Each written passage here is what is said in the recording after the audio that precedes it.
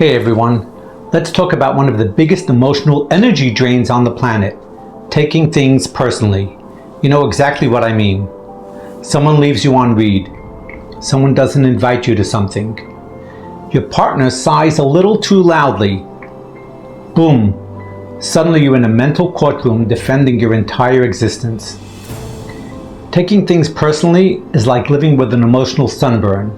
Even a light touch hurts. But here's the thing, that sunburn isn't actually permanent.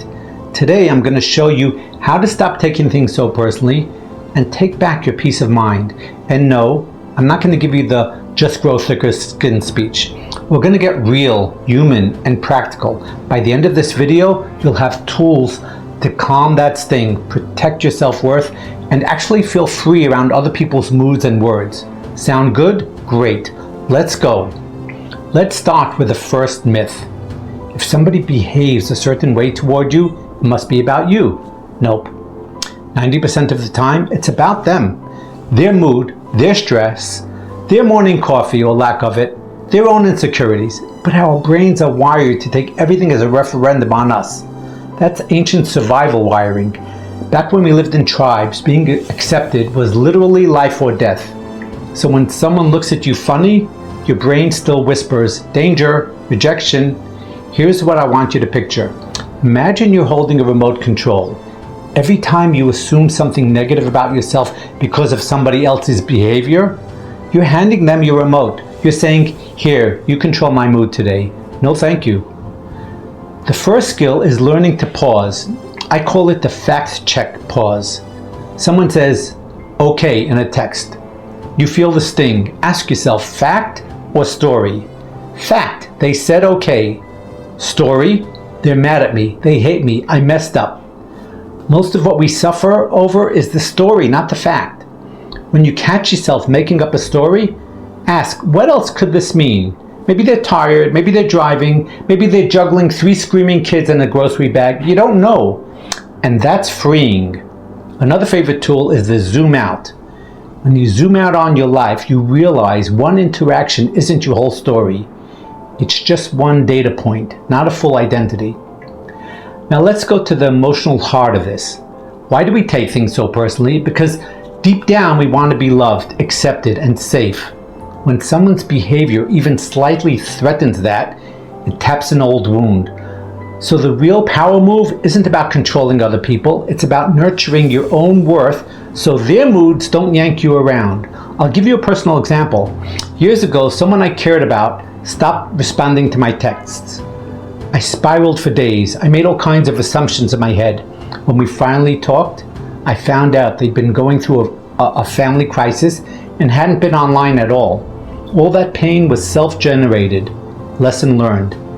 You'll mess this up sometimes, we all do, but each time you pause, question your story, and soothe yourself instead of blaming yourself, you're rewiring your brain. Quick pause here. If what I'm saying is hitting home for you, if you're thinking, I really do take things personally, and it's exhausting, I offer a free 15-minute consultation call. I can talk about what's going on for you and see if I can help you stop giving away your peace of mind.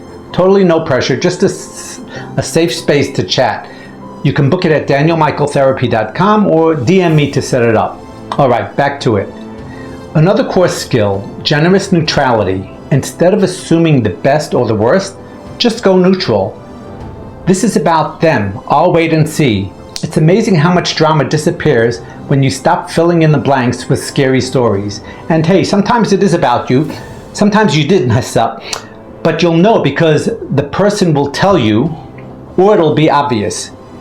You don't have to pre-punish yourself for crimes you didn't commit. Here's a small exercise. Next time you feel that sting, put your hand on your chest and say, I'm okay, I'm valuable. Feels silly at first, but it's like putting an emotional bandage on the wound right away instead of letting it fester. Also, boundaries. If someone consistently disrespects you, this isn't about stop taking it personally, it's about addressing the behavior. Healthy self-worth means you can stand up for yourself calmly without spinning out internally. Let's talk about childhood for a second. Think about how kids act when they feel safe. They run to you with their mistakes. They share their secrets. They show you their art, even if it's a mess, because you're a safe space. Adults aren't that different. If you want to build relationships where you and others can be real, you have to create that safe space, and it starts inside yourself. When you become your own safe space, other people's reactions stop feeling like life or death verdicts. You can receive feedback, even criticism, without collapsing. You can let people have their moods without automatically blaming yourself. Now I want to talk about the 3-breath test reset. When you get triggered, do this. 1 breath in, I'm here. 1 breath out, I'm safe. 1 more breath. This is not about me. Just 3 breaths. It interrupts the spiral long enough to reorient yourself. The more you practice, the less power other people's moods have over you. And if you do slip up, be kind to yourself.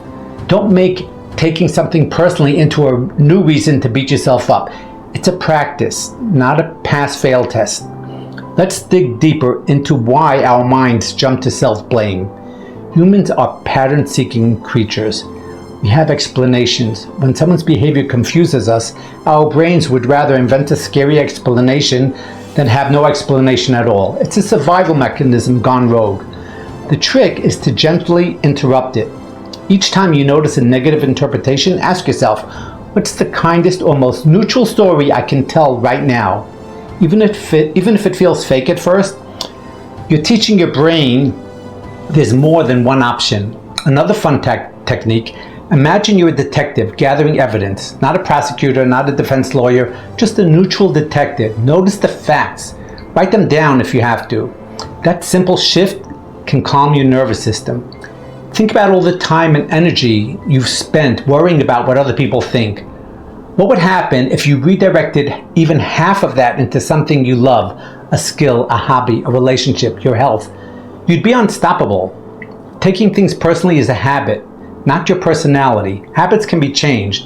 And here's a fun reframe. Next time you're about to spiral, imagine a big red stamp in your brain, not about me. Even if it turns out to be you later, you'll have saved yourself hours of unnecessary pain. Let's add a quick practice drill you can try this week. Every time you get an ambiguous text or someone acts distant, wait 24 hours before making a judgment.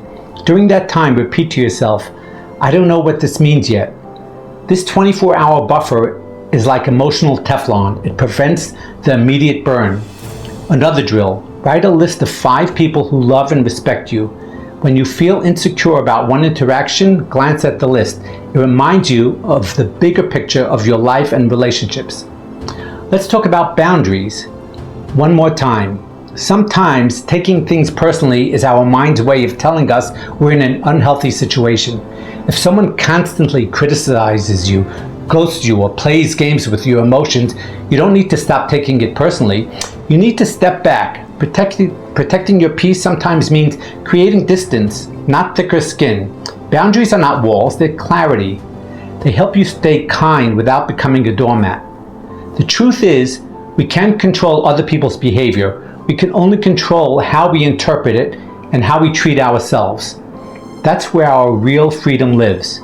When you let go of needing everyone else's approval, you become magnetic. People feel your calm. You stop tiptoeing, you stop chasing. You just are. That's the kind of self-possession that draws healthy relationships. And here's a surprise side effect. When you stop taking things personally, your actual relationships improve because people sense you're not going to jump down their throat or misinterpret things. They relax around you. They open up more. They're less defensive. It's a win-win. Let's do a recap.